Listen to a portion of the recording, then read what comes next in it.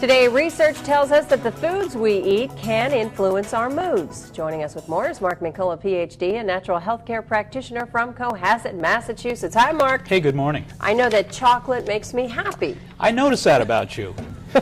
It does, really. Might not be scientific. Maybe it's just me, Mark. No, a lot of people feel that way about chocolate. Let's just move on. How can foods affect your moods? Well, there's an awful lot of studies that indicate that some foods elevate our moods, some kind of depress them. And you have dopamine that's triggered by certain proteins that create an active sort of alert brain. And then you've got serotonin that relax you. And so there's a new survey out about this? There's some new research? It's a British survey. It suggests that 43% of us are emotionally what we eat. Get out of here. Yeah.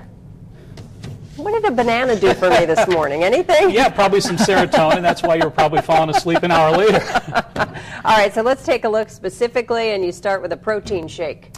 Well, yeah, we start off the morning kind of in reverse. So many people think in terms of using those toast cereal type breakfast, pancake type breakfast, which are loaded with starch, and those carbohydrates increase the serotonin, kind of relax you. You don't want to get relaxed when you're going out the door to school or work.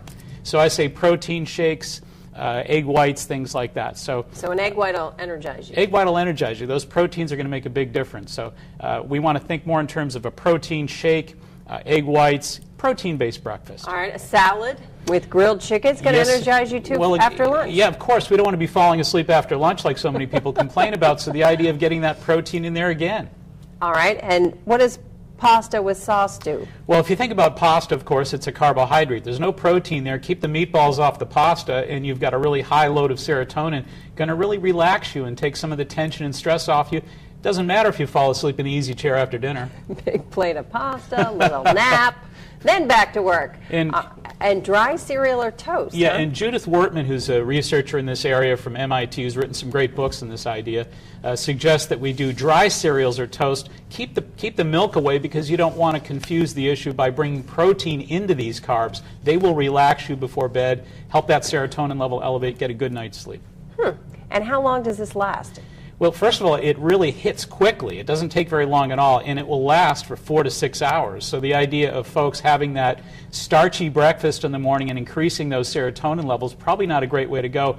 I usually suggest people do look for the energizing foods that produce the dopamine, the norepinephrines, the proteins at breakfast, the starches later in the day.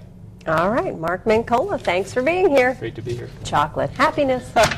For more information, check out Mark's website, maxhealing.com. And coming up next week, 5 natural food supplements to help with our moods.